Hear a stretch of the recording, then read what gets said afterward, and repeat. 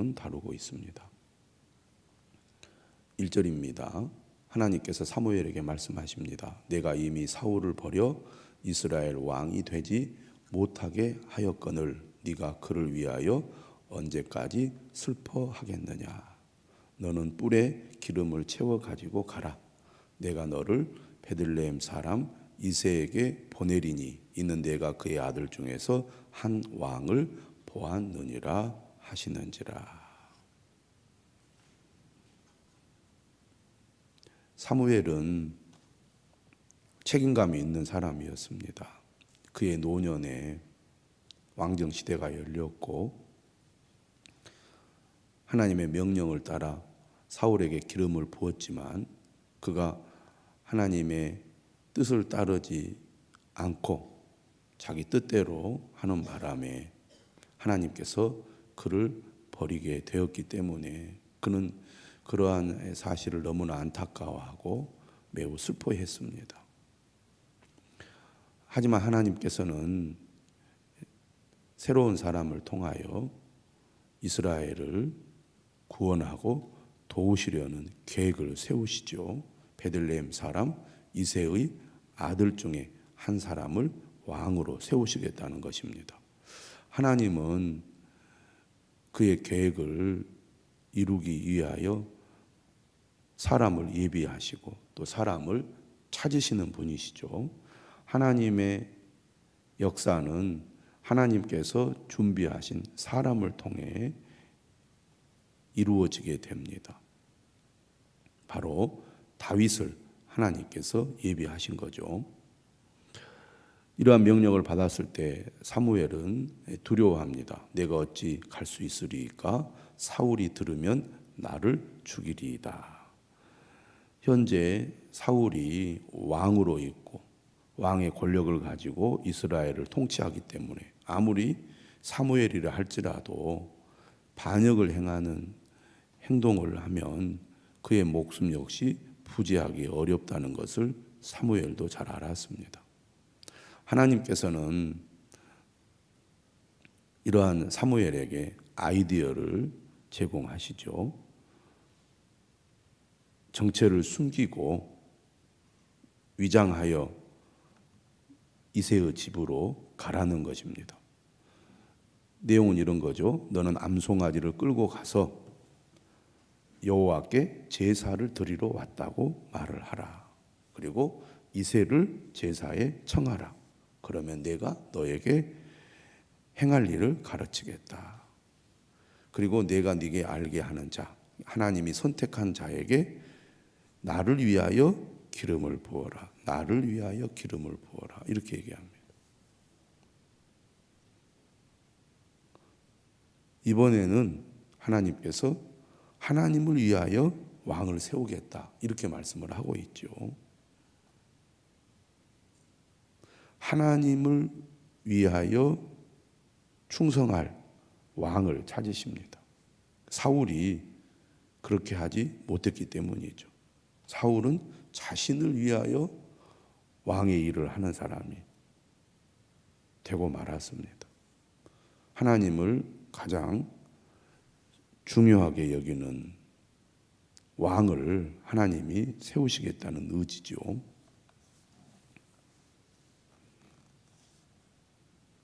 사무엘은 여호와의 말씀대로 행하였습니다. 하나님을 따르는 사람이 해야 할 가장 중요한 자세죠. 하나님의 말씀대로 행하는 것입니다. 그는 한편으로는 두려운 마음을 가지고 또 한편으로는 하나님께서 어떤 사람을 선택하실까 하는 기대감을 가지고 베들레헴에 방문했을 겁니다. 하나님의 뜻을 전하는 사무엘이 베들레헴에 왔을 때 성읍 장로들이 떨며 그를 영접했다고 그랬습니다. 혹시 베들레헴에 재앙을 내리는 하나님의 말씀이 주어지지 않을까 하는 두려움이 성읍 장로들에게 있었던 것 같습니다. 그래서 이렇게 질문하죠. 평강을 위하여 오시나이까? 그러자 사무엘이 평강을 위하여 왔다고 말하고 내가 여호와께 제사로 왔으니 스스로 성결하게 하고 와서 나와 함께 제사를 하자. 겉으로는 사무엘이 베들레헴에 방문한 목적이 여호와께 제사를 드리려고 온 것으로 그렇게 발표를 했지만 내막은 하나님께서 새로운 왕을 택하여 기름 붓기 위해서 베들레헴에 온 것이죠. 이새와 그의 아들들을 성결하게 하고 제사에 초청을 하게 됩니다. 이때 이제 사무엘이 그의 아들들을 7명 선을 보게 되는데요. 사무엘을 보니까 믿음의 사람이고 하나님의 명령을 따라 그의 명령을 수행하는 사람이지만 역시 사무엘은 인간인지라 한계를 가지고 있습니다. 그래서 그의 눈에 제일 먼저 들어온 것이 뭡니까? 외모죠. 인상입니다. 아, 저 사람이 왕이 될 만한 외모와 또 체격과 그런 분위기와 이미지를 가지고 있는가, 그걸 본 것 같아요.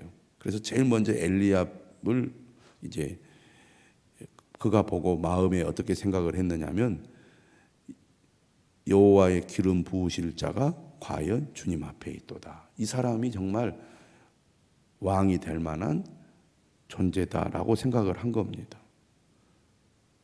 철저히 겉으로 외모만 보고 그렇게 판단을 한 거죠. 사람에게는 첫인상이란 게 있지 않습니까? 우리도 사람을 볼 때 첫인상을 보고 그 사람을 판단하고 평가를 하게 되는데 그런 식의 접근이나 평가가 옳지 않다는 겁니다. 그래서 사람은 그냥 한순간 잠깐 보고 그 사람을 함부로 판단해서는 안 된다는 것, 우리가 살아가면서 많이 경험하게 되는데요. 처음에는 이미지도 좋고 인상도 좋고 잘할 것처럼 보였는데 계속 지내다 보면 그렇지 않은 사람들이 있고, 반대로 처음에는 별로 기대가 되지 않았는데 시간이 갈수록 참 저 사람 진국이다, 그런 사람이 있잖아요. 인간이 얼마나 한계를 가지고 있고 인간의 판단이 얼마나 제한적인지를 우리는 스스로 경험을 통해서 잘 알고 있습니다. 그럼에도 불구하고 반복하여 실수하는 것이 우리 자신이기도 하는데요. 사무엘은 평생을 하나님의 뜻을 따라 살아온 사람이고 인생의 경륜도 있는 사람인데 엘리압을 보고 야, 저 사람이 정말 하나님이 기름 부은 종이구나, 이렇게 판단을 한 거예요. 아무래도 장남이기 때문에 훨씬 더 그 이미지가 더 강렬하게 사무엘에게 다가왔던 것 같습니다. 책임감도 있고 또 리더십도 있고 이런 게 이제 삶 속에서 몸에 배었을 거 아닙니까? 그런데 하나님의 평가는 전혀 달랐습니다. 이렇게 얘기하시죠. 그의 용모와 키를 보지 말라. 내가 이미 그를 버렸노라. 여기서 그를 버렸다는 것은 하나님께서 엘리압을 새로운 왕으로 택하지 않았다는 얘기죠. 내가 보는 것은 사람과 같지 아니하니 사람은 외모를 보거니와 나 여호와는 중심을 보느니라. 오늘 본문의 가장 유명한 구절이라고 하겠습니다. 우리가 사무엘상의 말씀을 통하여 가장 유명한 구절을 꼽는다면 어제 본문의 말씀과 또 오늘 이 본문에 나오는 이 구절이라고 하겠습니다. 사람은 외모를 보거니와 나 여호와는 중심을 보느니라. 물론 여기서 외모라는 것은 뭐 잘생긴 것, 또 체격이 좋은 것도 보겠지만 사람들은 어떤 세상적으로 표현한다면 스펙이 좋은 사람을 뛰어난 사람으로 생각을 하고 그 사람을 높이 평가하는 경우가 있지 않습니까? 그런데 하나님은 중심을 보신다. 무엇을 보신다는 겁니까? 마음을 본다는 겁니다. 우리는 스스로도 내가 가지고 있는 어떤 외적인 조건을 중요하게 여겨서 그 외적인 조건이 좋으면 자부심을 가지고 스스로 대단하다고 이렇게 생각을 하는 경우가 많고, 외부적인 이런 조건, 뭐 나의 스펙이라든지 나의 환경이라든지 또 나의 체격이나 외모가 못하다고 느끼면 열등감을 가지는 경우가 많습니다. 그런데 하나님은 사람을 절대 그렇게 보지 않는다는 것이죠. 우리가 신앙생활 하면서 하나님이 나를 어떻게 보시는가, 그것을 우리가 깨닫게 되면 자존감이 높아지잖아요. 우리는 다른 사람과 비교하고 또 나 자신에 대한 열등감 때문에 자존감이 매우 낮은 경우가 많습니다. 잘난 사람, 잘 나가는 사람을 볼 때마다 우리의 자존감은 한없이 떨어지게 되는데, 사람이 나를 어떻게 보는지, 세상이 나를 어떻게 보는지 보다 중요한 것은 하나님이 나를 어떻게 보시는가, 그것이 정말 중요하다는 얘기죠. 하나님은 사람을 외모로 보지 않고 그 마음의 중심을 보신다는 겁니다. 또 어떤 사람이 정말 위대한 사람이고 위대한 삶을 살 수 있습니까? 그 마음의 중심이 어떤가에 따라서 그 사람의 가치가 달라진다는 것이죠. 우리가 하나님 앞에 나아갈 때도 세상 사람들은 그 사람이 어떤 조건, 환경, 어떤 모습인가를 보고 야, 저 사람 참 대단한 사람이다라고 생각하는데, 하나님은 결코 그렇지 않습니다. 마음의 중심을 보시고 그를 인정하고 그를 하나님께서 칭찬하시기 때문에 우리가 겉으로 하나님 앞에 잘 보이려고 하기보다는 우리의 마음의 중심이 하나님 앞에 바르게 서는 것이 중요하다는 것을 분명히 알아야 되겠습니다. 결국 7명의 아들들은 하나님의 선택을 받지 못했습니다. 분명히 하나님께서 이새의 집으로 가라고 명령했는데 사무엘 앞에 선 7명의 사람들은 한 사람도 선택되지 않았어요. 사무엘이 이걸 이상하게 생각한 겁니다.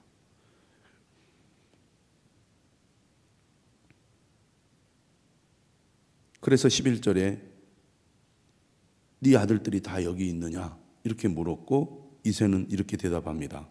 아직 막내가 남았는데 그는 양을 지키나이다. 한마디로 말하면 다윗은 이 자리에 올 만큼 자격이 없는 사람이었다는 겁니다. 존재감이 없는 사람이죠.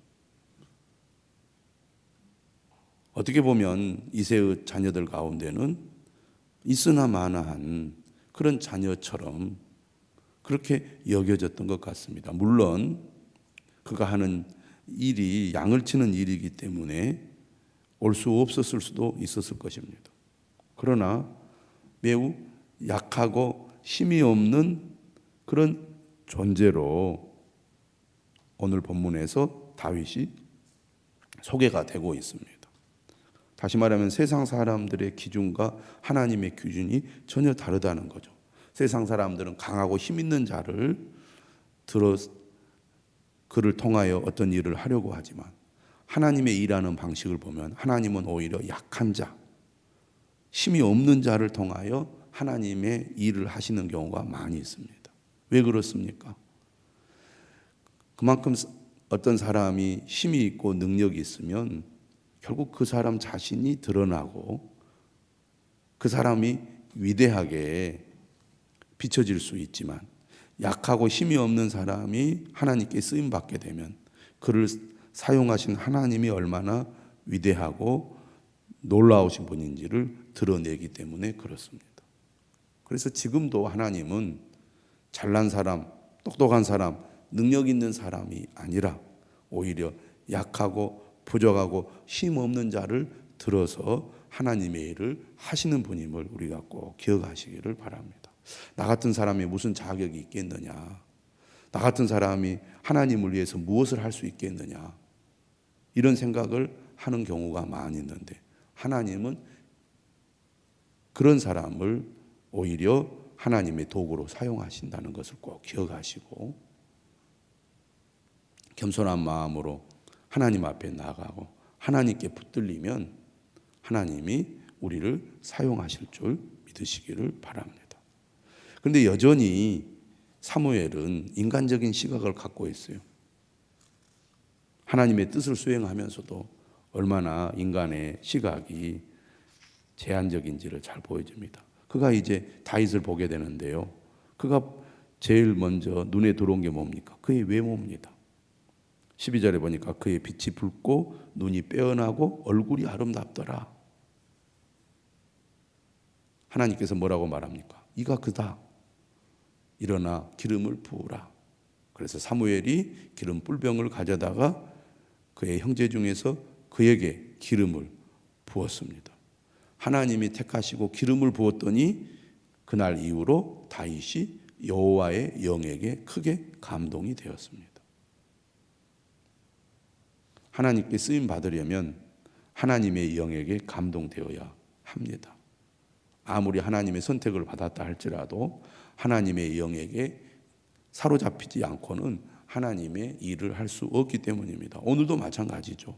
우리가 하나님께 쓰임 받는 것은 우리 자신이 잘나서가 아니라 우리를 하나님께서 선택하신 것이고, 우리가 하나님께 쓰임 받기 위해서는 우리의 능력이나 힘이 아니라 오직 하나님의 영에게 감동되어, 다시 말하면 그에게 사로잡혀 그가 우리 가운데 충만하게 거할 때 우리가 하나님 앞에 쓰임 받을 수 있게 되는 것입니다.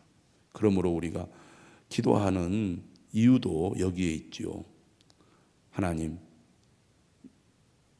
나와 함께 하셔서 나를 충만하게 하셔서 오직 하나님의 힘과 능력으로 세상을 살아가고 주님을 섬기게 하옵소서.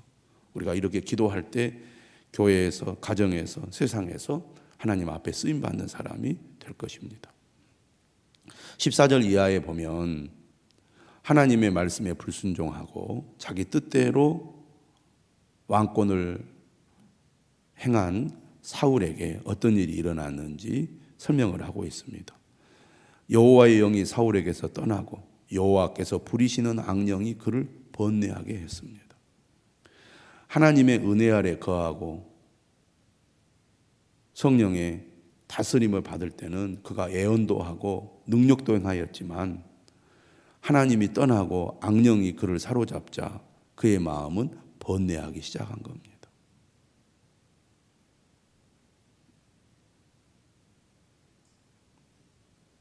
결국 그는 마음의 안정을 찾지 못하고 불안한 가운데 어떻게 할지 모르는 그런 심적인 상태가 된 것이죠. 여러분, 아무리 외모가 뛰어나고 또 힘이 있어도 그 마음의 중심이 악한 것에 사로잡히면 매우 불안하고 위험한 상태가 되고 맙니다. 그래서 사람은 마음이 참 중요한 거죠. 어떤 생각, 어떤 마음을 가지고 있느냐가 결국 그 사람을 결정짓기 때문에 그렇습니다. 아무리 대단한 일을 해왔던 사람도 그의 마음이 병들고 잘못돼 버리면 그 사람 전체가 다 무너져 버리지 않습니까? 지금 사울은 왕이 되어서 왕으로서의 권력을 가지고 있지만 그의 마음이 병들게 되니까 정말 형편없는 사람이 되고 맙니다. 근데 이러한 사울을 어떻게 이제 치료를 하려고 하느냐면 16절에 보니까 음악을 통하여 그 사람의 마음을 다스리고 또 치료를 하려고 하고 있습니다. 그래서 이제 사람을 구하는데 수금을 잘 타는 사람을 구하게 되죠. 그가 누구였습니까? 바로 다윗이었습니다. 그래서 다윗을 불러다가 이제 수금을 타게 했고 그 수금을 타는 소리를 들으면 그가 마음이 안정이 된 것입니다. 얼마나 사울의 이 상태를 보면 참 불행하고 비참합니까? 겉으로는 왕이고 힘이 있고 권력이 있지만 그의 마음은 이미 병들어서 자기 자신을 뭐라 그럴까요? 통제할 수 없는 그런 상태에 이르렀기 때문에 감정이 격하게 되고 뭔가 마음에 불안이 가득 차게 되면 자기 스스로도 자기를 조절할 수 없는 그런 상황이 되어버린 것이죠. 그런데 이때에 사울 곁에서 사울을 돕는 자로 누가 등장을 합니까? 다윗이 등장을 하죠. 23절에 보면 하나님께서 부르시는 악령이 사울에게 이를 때 다윗이 수금을 들고 와서 손으로 탄즉 사울이 상쾌하여 낫고 악령이 그에게서 떠나더라. 사울 가까이에서 왕이 무엇을 해야 하는 사람이고 또 이스라엘이 어떻게 돌아가고 있는지를 가까이에서 경험하도록 하나님께서 인도하셨다고 볼 수가 있습니다. 오늘 말씀을 통해서 하나님의 뜻을 따르지 않는 사울이 어떻게 망가지고 또 망하는 길로 가는지를 오늘 말씀은 잘 보여주고 있습니다. 뿐만 아니라 하나님이 사람을 선택하실 때는 외모를 보지 않고 중심을 보신다는 것.